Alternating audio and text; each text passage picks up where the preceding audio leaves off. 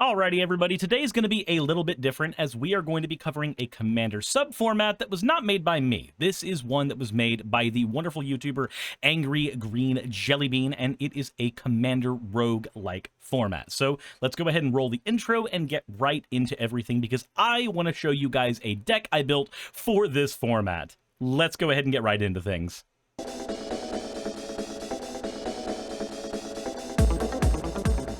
Alrighty, so a little bit about me. I like roguelikes. I like Enter the Gungeon. I absolutely adore Crypt of the Necrodancer. I really like the feeling of having a run that you get progressively better at, but the game itself is comparatively short compared to most other game experiences. It's all about getting good and having more and more customized gameplay every time you go in. The more you play a roguelike, the more you get for your subsequent runs, in most of them anyway. And for all the particulars about this particular format, I would like to refer you all to Angry Green Jellybean's video, which is in the description of this video. It is also going to be pinned as the first comment on this video, but I do need to go over some of the particulars about this version of the game that need to be gone over for context for the deck that I'm going to be showing you. Now, typically in a game of Commander, you have a deck that is either a pre-constructed one or one you have built yourself by upgrading a precon or any number of means. However, for the roguelike format, you are allowed to play with any other person who is playing regular old Commander. Just, maybe announce that you are playing a roguelike deck for that particular game. And if you've got a group of players around you who are interested, maybe they'll start playing some roguelike decks as well. But the basic gist of this is like in a roguelike, how you start out with a base level character that you will slowly build over time, but with the threat of being reset if you lose. If you get 4th place with your roguelike deck, it will reset back to the beginning with a couple of considerations. There's a bit of an asterisk on that. So let's go ahead and start with what you will need to actually play the game. You're going to need a Commander precon. You could technically make any list you want be the beginning of your roguelike deck, but I'm going to go ahead and say that for me, a Commander precon is always going to be in the spirit of what this is trying to accomplish. Then you have a secondary deck of 100 cards. These 100 cards are going to be the pool of resources that your Commander deck can draw from to become customized throughout your roguelike run. And your run is however long you can go playing the game where you do not hit 4th place in a Commander pod. If all players were to die at the same time, this is also going to be considered a lost run. So trying to maintain having a higher health value when dealing with decks like Niv Mizzet is going to start becoming a strategy that you have to use. Trying to divert attacks away and politic people away from your deck becoming reset is going to become more of a standard thing you're gonna have to learn how to do to play in this format. You will be a bit underpowered compared to the other people playing around you if you choose to play in pods that do not have other people playing a roguelike deck.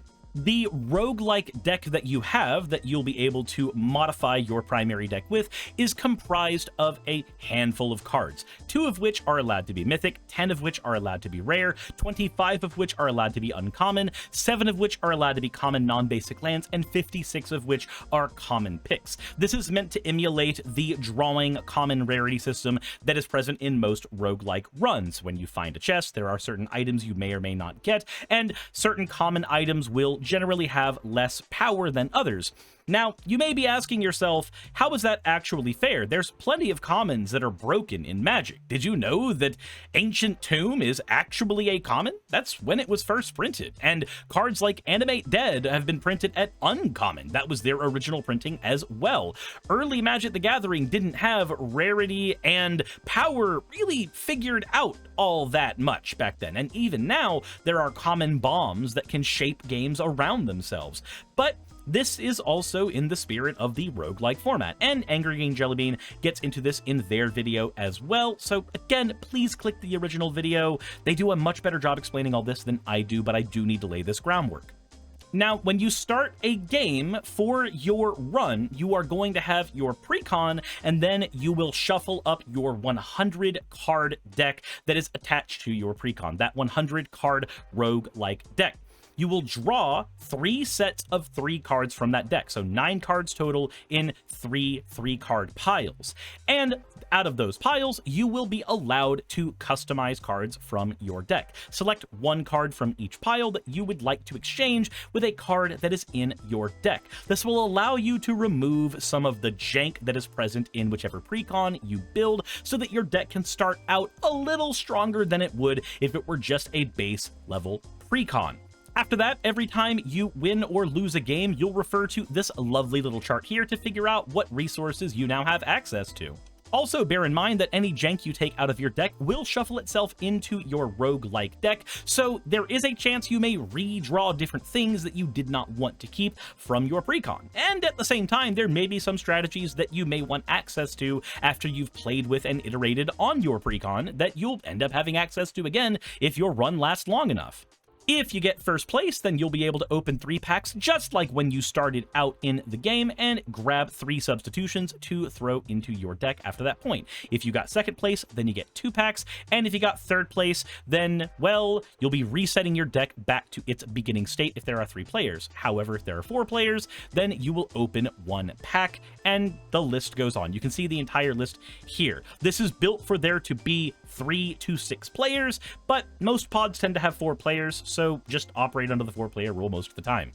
Also, your commander is set for the entire run. If you decide that you want to use a different commander for your deck, putting a different commander in the 100 of your roguelike set is not really a possibility. You need to select a commander from the precon itself in order to function. So for the deck I'm going to be picking, there's really only one choice because the other choice is kind of bad. With all of that disambiguation out of the way, we can now get to the deck that I'm going to be selecting for a run. And this is a run that I'm eventually going to be starting once I get my hands on all of these cards. The unfortunate side effect of a super fun format like this is there's a lot of cards I want to grab that I just don't have access to. But I did want to go ahead and build a starting deck for this run, so I'm going to go ahead and throw that at you guys to give you an example of how one of these decks may be constructed. For my run, I will be using Sefris of the Hidden Ways, one of my favorite commanders of all time, even if her precon was kinda dookie. That said, let's go ahead and look quickly at her precon so that we can maybe game plan around what we are going to be trying to substitute out during any run. The original version of the Sefris list contained cards like Extract Brain, Min Wily Illusionist, Rod of Absorption, and Wand of Orcus that I just think don't belong in her deck at all. These will very likely be the first things that get substituted in any given run that I play with this deck. The deck did contain several good board wipes, with Necromantic Selection, Sunblast Angel, and Cataclysmic Gearhulk being fantastic includes that I think are going to be kept in every run that we play. Cloning is also present in the original deck with Phantasmal Image and Phantom Steed. A substantial draw packages in here that I'm not going to go over. Everything in here either enters the battlefield and draws cards or discards cards to draw cards, and that is a theme we're going to be keeping with our upgrades. There's also a fairly substantial list of Enter the Dungeon mechanics, but the only ones I think we're really going to be trying to keep are Radiant Solar and possibly Midnight Pathlighter. Every other card in here that can enter the dungeon is only okay at best, and Eternal Dragon we will be keeping unless, of course, we manage to find a very specific card that is in our list of uncommons. That will be a good substitution for Eternal Dragon if it comes down to it. But otherwise, it is here to plain cycle and trigger the dungeon while our commander is on the board. The protection that's already in the deck is fine. Lightning Greaves and Propaganda are perfectly okay.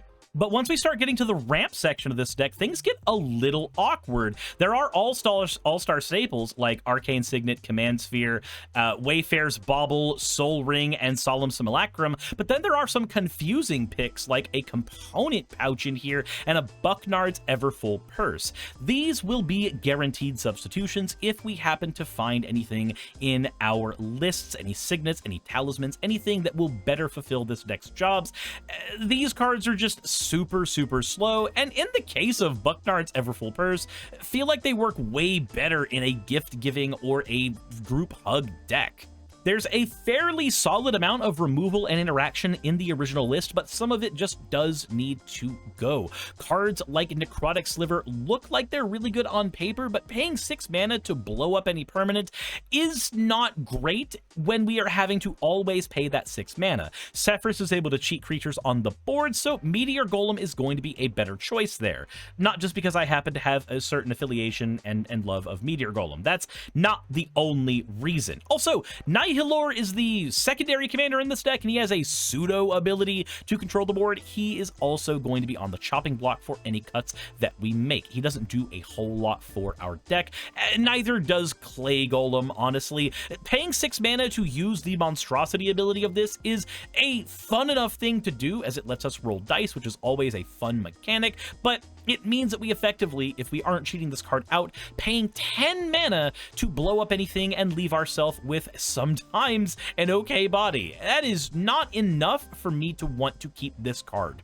As for reanimation spells, there are plenty of ways to reanimate in this deck, several of which I think we're going to always try to keep. I think Sun Titan, Doomed Necromancer, Victimize, Unburial Rites, Reassembling Skeleton, Karmic Guide, these are all fantastic to keep, but cards like Grave Endeavor kind of lose the plot on what reanimation is supposed to do. The biggest thing with reanimation is we are trying to cheat things in for lower cost. We are not trying to pay the original mana cost of several of our cards, so paying 7 mana for this is just not that great. And, well, Revivify's fine. I don't think Revivify is actually a bad card, but if we happen to get a really stellar reanimation spell on a run, it is on the chopping block.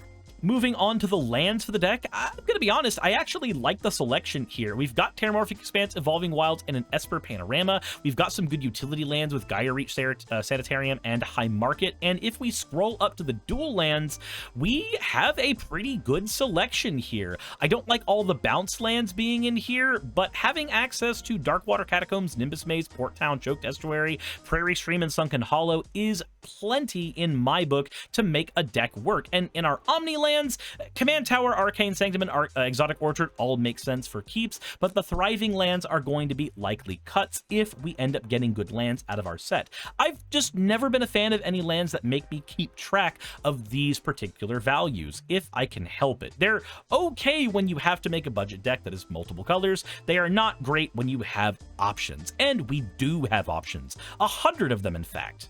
That said, let's go ahead and go into the includes that we will be using for our roguelike list. I've talked a little bit about the cards that are on the chopping block for this deck. Now let's go ahead and get into the meat and potatoes of the cards that we will be running if we happen to pull them in a run. Let's go ahead and start with the first order of operations on the list, our common lands. Now, the big bombs I'm hoping to hit in any run are going to be my Bojuka Bog and Contaminated Landscape. The Landscape is a fantastic land for any multicolored deck that honestly I feel like should be an auto include if you're running 3 colors and you're on a low budget. But some pretty good lands are also available here with Escape Tunnel, Shire Terrace, Promising Vein. These are all pretty good lands, as well as Ash Barrens. The worst one here for me is probably the Obscura Storefront, as we don't get an option on when this card goes off, and we can't benefit from people running things like Yavimaya and Urborg with it. Nevertheless, it does give us good access to all of our colors, so it is a good include for the common slots. Next, let's go ahead and take a look at the 56 commons the deck is going to use, beginning with our draw package, or things that will allow us to manipulate the draw package. I think Curate is fantastic for an include here. Surveilling 2 and drawing a card is great. Deadly Dispute, Fanatical Offering, Eviscerators, Insight, Village Rites, and Reckoning Bargain, allowing us to sacrifice creatures to draw cards, triggering our commander's ability, and also allowing us to dig into our deck is fantastic, since Sefris gives us Enter the Dungeon abilities every time we get a creature killed. Otherworldly Gaze gives us more access to Surveil, which is great. Fanatic of the Harrowing makes everybody discard a card when it comes out, and we get to draw a card afterwards. Tihada's Ploy lets us draw multiple cards and discard multiple times if we use its Jumpstart mechanic. Notion Rain is similar, but without the Jumpstart, and Looter Ilkor gives us access to repeatable draw discard with its Shadow and Looting hit abilities. Next, let's go ahead and use some common cards to give us more access to the dungeon. Erakoa Sneak gives us the initiative. Bar the Gate allows us to block spells and also go into the dungeon. Fate's Reversal lets us grab creatures from our grave and go into the dungeon. Goliath Paladin ETBs to go into the dungeon, as does Vicious Battle Rager and the Underdark Explorer. And finally, Precipitous Drop will let us go into the dungeon and also get rid of a creature and dodge Indestructible when it does it. I made mention about some of the really confusing ramp choices in the original precon, so here's going to be our cards we can upgrade our ramp package with as we go through our runs. We're going to run one of every signet for our colors, an Unstable Obelisk and an Honored Heirloom as utility ramp pieces, and then finally a Dreamscape Artist, as it allows us to discard cards to trigger our commander while also ramping us with Land Ramp, which is the safest kind of ramp you possibly can have. Then we're going to go ahead and supplement the reanimation package of the deck, adding in good reanimate cards like Dread Return, but also adding in all the cards like Supernatural Stamina, Fake Your Own Death, Feign Death, Not Dead After All, and Undying Malice that we can throw on a creature so that when it dies, it will automatically revive. And finally, Tortured Existence was a very cool include at common, with its only printings being at common.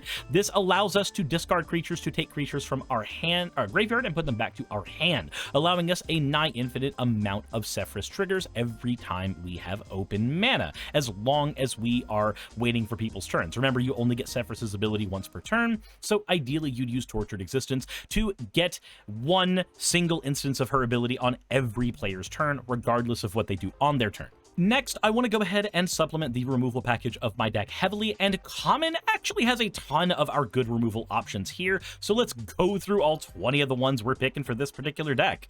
Of course, in Aristocrat-style decks, we get all-star cards like Fleshbag Marauder and Accursed Marauder, but we also get access to some cool counterspells like Arcane Denial, the original counterspell, Negate, Refute. These are all great counterspells for their budget and being commons, but we also get some nifty counterspell magic like Wizard Replica that can counter spells by sacrificing itself, triggering our commander. We can then use cards like Bone Shards and Eaten Alive to sack creatures to blow up other creatures, which our commander cares about. Baleful Beholder to get rid of enchantment, something black typically is very bad at, but we're going to reanimate it, so that's fine.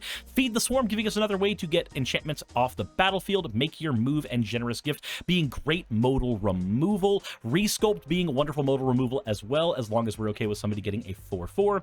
Thraben Charm gets rid of people's graveyards and also gets rid of enchantments, so this is modal removal as well. It's hard to get the primary mode of this, getting rid of a creature, but if we have tokens on our board, we'll be able to do that. Felidar Cup can sack itself to blow up a creature, which triggers our commander. Tragic Slip will be able to give a creature -13/13 if a creature has died. And finally, we have Doomblade and Go for the Throat, both printed at common in various sets and let us blow up a variety of creatures. And since we are taking Sefris in the Control Aristocrats realm, we need to add in a bunch of sack outlets, and there are 5 of them available at common we will be using. The original Ashnod's Altar could sacrifice things and give us mana, and then we have Viscera Seer, Phyrexian Ghoul Cartel Aristocrat for basic sack outlets, and the Bushmeat Poacher that can sack creatures to draw us a card. And that does it for all the commons we're going to be using in this deck. The other section that I need to make sure is well sorted, because it is massive, is the uncommons section. And we get 25 of those to pick from during any of our runs. So let's go ahead and add in Mirror Image as one of our uncommons.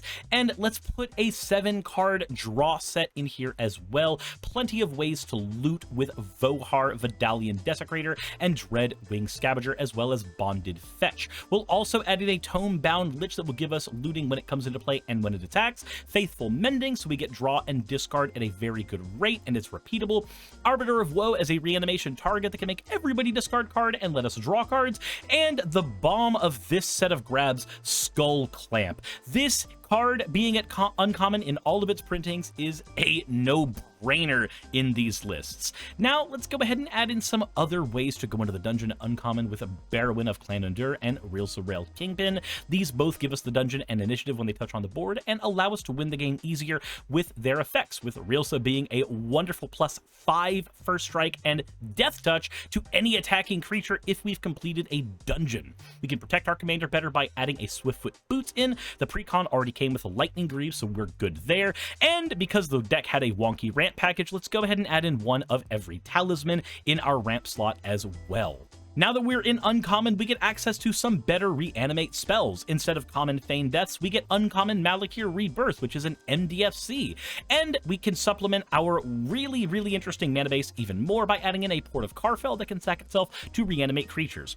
Past that, we have the all-stars of Dance of the Dead, Animate Dead, and Reanimate, which are all uncommons in various sets, so we have access to all of them at uncommon for our deck. Our removal options here are a little bit different than before. We're not running a giant removal package in our uncommon section here, but we do have Demon's Disciple to give us another Fleshbag Marauder ability, Dusk Mangler, which gives us a Fleshbag Marauder that also hits people's hands and burns them, Vile Mutilator, which makes everybody sack an enchantment and a creature when it comes onto the board. Fantastic reanimate target I use in the full power version of my Sefris deck. Then we have Fell the Profane, which is an MDFC that blows up creatures, and Witch Enchanter, which is an MDFC that blows up artifacts or enchantments. And finally, Angel of the Ruins, which can get rid of 2 artifacts and or enchantments, which makes it a fantastic reanimation target. Also, it has Plane Cycling, so if we pull this out during any of our runs, we already know we're going to get rid of the original Plane Cycler in the deck to make room for this girl.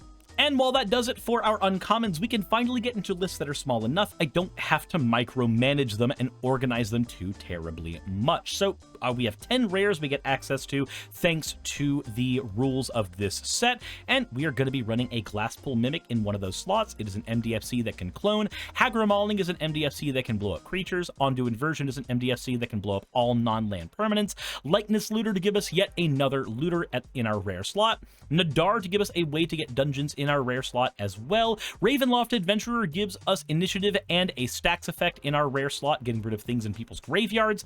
White Plume Adventurer gives us yet another initiative in our rare slot, as does Tomb of Horrors Adventurer. This one, though, also gives us access to spell copies in this slot. Sarvex Tome gives us another way to do initiative in this slot and clean up the shiny mana base of the precon, and it also has the ability to freely cast spells off the top of our deck if we have completed a dungeon, which is easy to do in our deck. Finally, we have one more board wipe in here with Nevinral Urborg Tyrant as a big bomb board wipe that blows up everything except Planeswalkers for the most part. This card is an easy way to reset games that have gone awry outside of your favor. After that, we are allowed 2 bombs for our deck. We are allowed 2 mythic rares that we have a chance of pulling anytime we shuffle up our roguelike deck. So, which 2 cards are we going to pick here? This is probably one of the simultaneously most important and least important slots in the deck. Least important because it's unlikely we'll see these cards, but most important because they will serve to have a lot of power for what they do. So, in my full power Sefris deck, I love Archon of Cruelty, so that will be one of the mythics we choose for this. It enters the battlefield or attack triggers, letting our opponents sack a creature, discard a card, lose 3 life, and then we draw a card and gain 3 life. This, in my full power version of the deck, is one of my primary attackers to close out games. It is very hard to outpace the value of an Archon of Cruelty left on the board for multiple turns, but we need one more powerful bomb, and we need something that can offset the disproportionate power of a precon. So let's go ahead and throw in a Valgavoth Terror Eater, something from another reanimation baby of mine, my Sauron Oops All Lieutenants decks. The Valgavoth Terror Eater costs 9 mana, so we ain't casting that shit, but it's got flying and lifelink, letting us stay in games for super long. It's got a great ward trigger, making people sacrifice 3 non-land permanents, and if any card we didn't control is put into an opponent's graveyard from anywhere, we exile that card instead, and then we can cast that card by paying life. Valgavoth is payoff for all of our cards that make our opponents discard cards in the various versions of this deck, whether it be in the Roguelike deck or in the original precon version of the deck. Anything that makes everybody sacrifice cards, anything that makes everybody discard cards, this guy is payoff for. He is the big bad boss of our deck in every perceivable way. And honestly, that's how it should be. In an ideal world, when we are shuffling up our cards, we see this card and we should be excited that that comes out. Much like when you're playing a roguelike and you get a good chest that you know is going to have something fantastic for you. Like, if I'm running Gungeon and I see any chest that is well above a green rarity, I am frothing at the mouth because I think I might have a great run on my hands. I went ahead and shuffled up the Roguelike deck to see what a starting run of our deck would look like. And in these opening cards, like I said, we already know which cards we're going to be getting rid of out of the pre-con. I already know that between Dreadring Scavenger, Feed the Swarm, and Archon of Cruelty, I'll take the Archon of Cruelty. Looking at the Ravenloft Adventurer, the Animate Dead, and the Felidar Cub, I think the Animate Dead's probably the strongest pick for us. And looking at Nadar, Reckoneer's Bargain, and Fel the Profane, I think fixing up the mana base a little bit with that Fel the Profane is probably the best thing we can do. That'll smooth out games by increasing our land count in the early version of the deck, and will also give us another removal option, which we will always need if we are the underpowered player at the table. If we manage to win that game and these cards all shuffle into our deck, let's go ahead and see what our next set of cards would be for the following game. If we went into game 2 of our run, we now have access to Hagra Mauling, Glasspool, Mimic, and Bojuka Bog. 3 ways to powerfully sculpt our land base up. If I'm having to choose between these, it's a really, really hard option. I think I'd probably have to go for the Bojuka Bog, as it does give us the most utility, though Glasspool Mimic does give us access to more combos with Radiant Solar.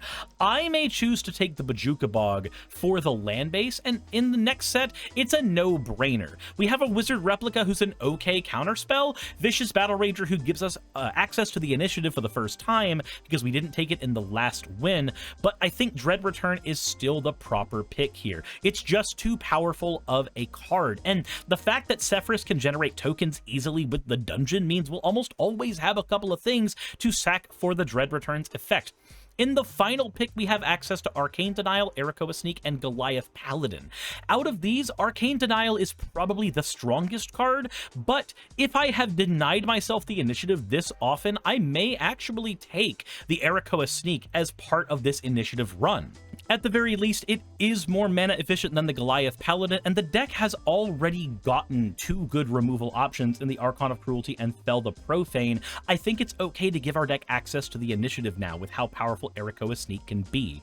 And with that, that would be enough to make a significant power upgrade to our deck after only 2 games. All we have, or after only 1 game, really. That means in game 2, we'd be walking in with a brand new mechanic, as well as 2 extra ways to revive, more ways to remove problematic cards out, and an Archon of Cruelty. Just those 6 cards removes enough jank from the original version of Sefris that it'll feel like an almost brand new deck at that point. I swear to God, the amount of power an Archon of Cruelty adds to any deck, if you are a Reanimator deck, is fantastic. It's insane. But that excitement, that feeling of newness every time you play a game, that was what Angry Green Jellybean was going for in their video. They wanted the same feeling of how a roguelike plays, but in Magic the Gathering. And can you imagine playing a deck like this with multiple friends, all of you vying to make sure your deck is kept and not reset? Now, there was one sub-rule that I did not mention, and that is the part of this that makes it not a roguelike, but a roguelite. And that is a secondary rule that says if a winner wins a game, instead of opening their 3 packs and selecting 3 cards, they can instead choose 1 card from among their existing substitutions and throw that card in their deck permanently for all future runs. If they do this, this will reset their entire deck. So this must be the first thing you include. If there is something in those bombs that you desperately want as a permanent include, that is an option you have. If there are any other rulings, clarifications on how the game may get confusing in this state, please, instead of letting me know, please consider going to the Angry Green Jellybean's Discord for this format. A link to that will also be below the video that Jellybean has provided for explaining this format and all of the thought process behind it. Again, if you have not tried this out with your friends, I highly recommend it. This feels like it would be a very, very fun way to spend a few afternoons just jamming games together and trying to get your deck stronger bit by bit every game, with there being that uphill feeling. And the pre-con you select will greatly change the difficulty of how this works. If you select, say, the Eldrazi pre-con as your pre-con of choice, games are gonna get a little more nutty at your table. So please maybe take some extra consideration into how your pods are balanced when you're selecting your precons. I selected an underpowered precon because it's one of my favorites, not for any other reason besides that. That all said, let me know what you guys think of the comment in the video in the comment section below.